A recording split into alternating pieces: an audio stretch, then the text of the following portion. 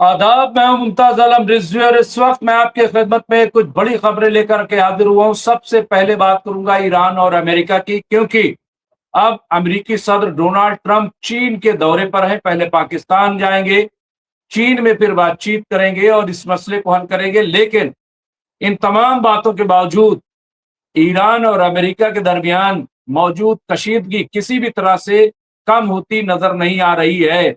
यहाँ पे आप देखिए, खबर यह है कि रेडियोलॉजिकल या हथियारों के हवाले से नए खदशात सामने आए हैं।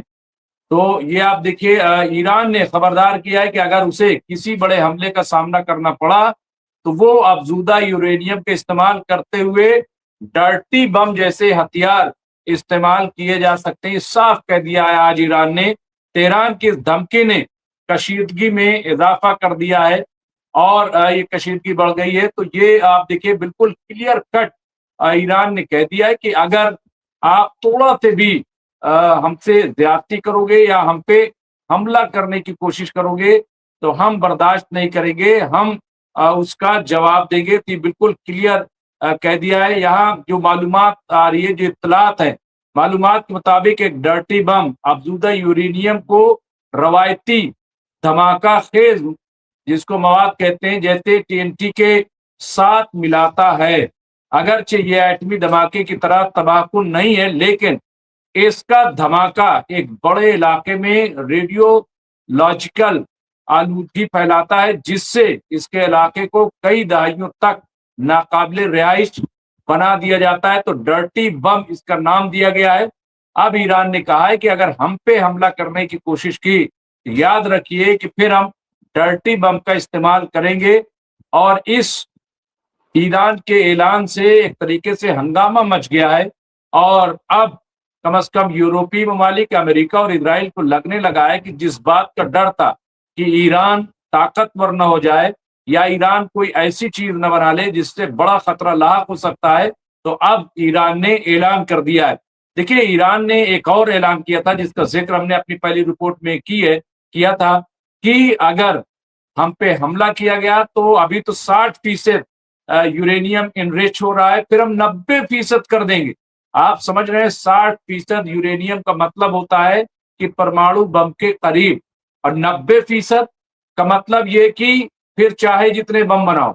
ये जो है, लेकिन अब डर्टी बम का ऐलान जो हुआ है, जो परमाणु बम तो नहीं है। दरअसल ईरान ने ये किया क्यों, मैं आपको समझा देता हूं। आपको मालूम है कि आयतुल्लाह सैयद अली खामनाई जो शहीद कर दिए गए, उन्होंने परमाणु बम को हराम करार दिया है। अब जाहिर सी बात है कि अगर एक मर्जा जो है, जिसकी तकलीद अहले तशरीह करते हैं, अगर उन्होंने एक फतवा दे दिया कि ये चीज हराम है, तो अब जैसा कि सवाल उठा रहे थे और हमने कहा कि कल हमने बाकायदा, आज आप पूरा इंटरव्यू पढ़ सकते हैं द फ्रीडम प्रेस जो इंग्लिश डेली न्यूज़पेपर है उसमें भी, कि कल हमने आयतुल्लाह सैयद अली खामनाई साहब और सुप्रीम लीडर के जो नुमाइंदे हैं आयतुल्लाह हकीम इलाही साहब से हमने बात की थी। तो उन्होंने बहुत क्लियर कहा कि साहब, ये जब हराम एक चीज करार दे दी गई तो अब कोई भी लीडर आए उसे जायज कैसे करार दे देगा। ये मुमकिन नहीं है। परमाणु बम जो है, न्यूक्लियर बम, वो चूंकि नहीं देखता कि कौन हक पर है और कौन नाहक है, कौन जालिम है और कौन मजलूम है। और इस्लाम में बेगुनाहों का कत्ल जो है वो नहीं हो सकता है। तो ऐसे में मुमकिन ही नहीं है कि ईरान परमाणु बम बनाए। अब यहाँ पे देखिए, ईरान ने फिर एक रास्ता निकाला। अब डर्टी बम, यानी ये परमाणु बम नहीं है लेकिन है खतरनाक। अब ये ऐलान से एक तरीके से भौचक्का रह गया अमेरिका, और नेतन्याहू तो अभी कुछ बोल ही नहीं रहे इस पे, कोई अभी उनका रिएक्शन नहीं आया। उसकी वजह क्या है कि नेतन्याहू की अपनी कुर्सी फंसी हुई है। आज जब हम आपसे बातचीत कर रहे हैं तो नेसेट में, यानी इजरायली पार्लियामेंट में बहस चल रही है कि नेतन्याहू को कुर्सी से उतारा जाए या नहीं। और वैसा लगता है कि नेतन्याहू अब बहुत देर तक, हालांकि अक्टूबर में चुनाव होना है, लेकिन उससे पहले ही हो सकता है कि वो कुर्सी से उतार दिए जाए या उतर जाए, कुछ ना कुछ होगा। अब जरा सुन लीजिए, यहाँ पे जो IAEA है उसके मुताबिक ईरान के पास 60% एनरिच यूरेनियम मौजूद है। IAEA के हालिया आंकड़ों ने इस खतरे की तस्दीक कर दी है।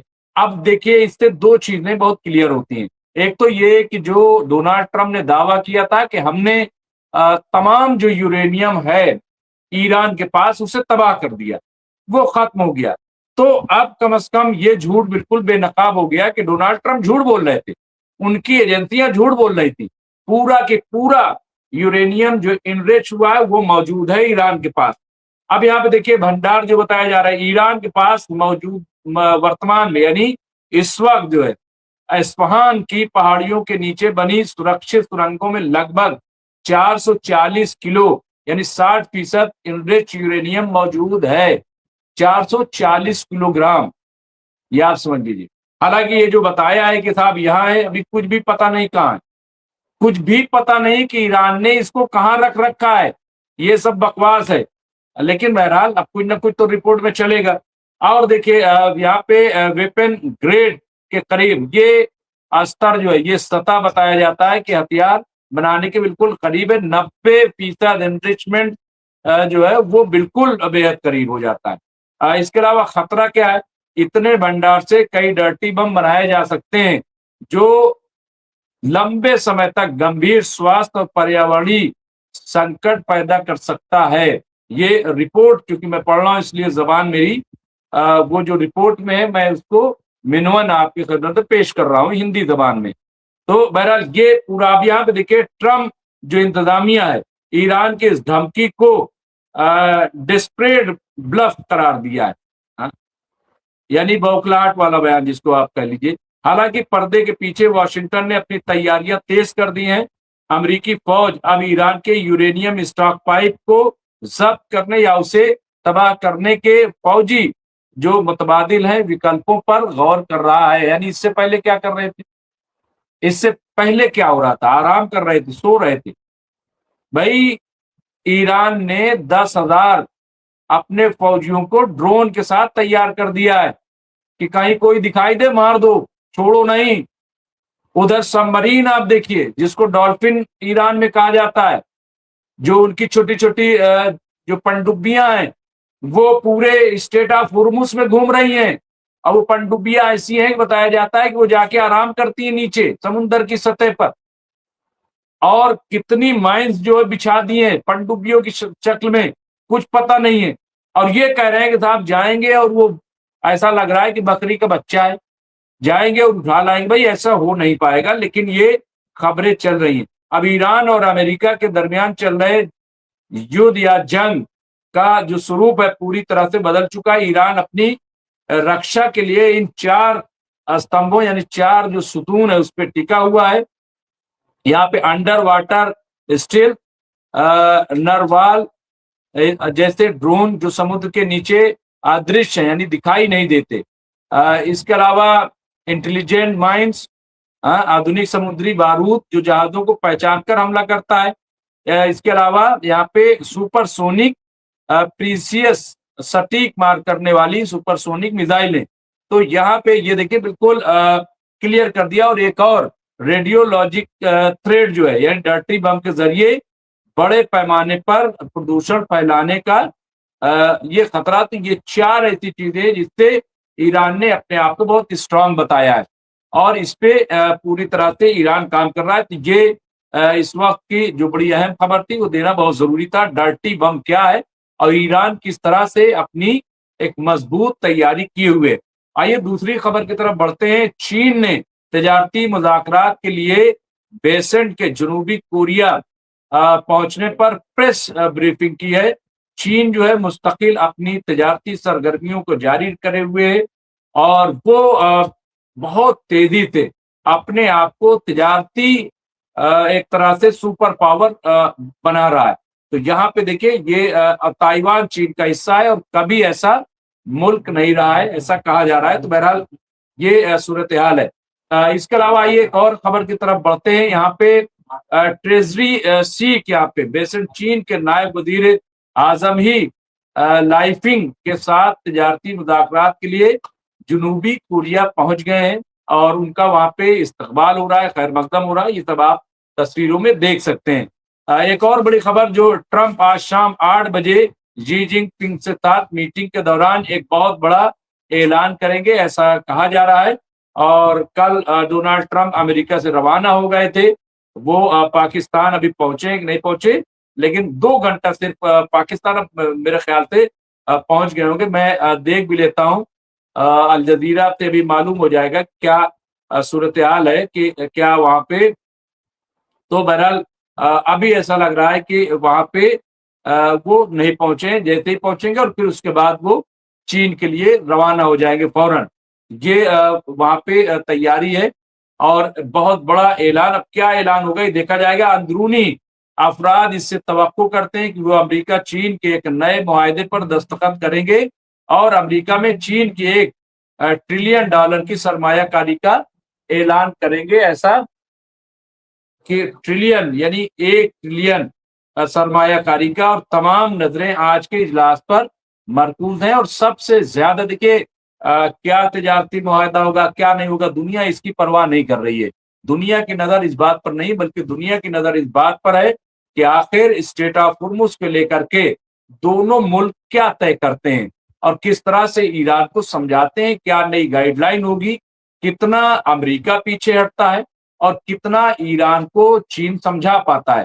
یہ چیزیں طے ہونی ہے اور اسی پر دنیا کی ساری نظریں. ایک اور بڑی خبر کی طرف بڑھتے ہیں. چین نے امریکہ, جاپان اور اسرائیل کو سخت پیغام بھیجا ہے.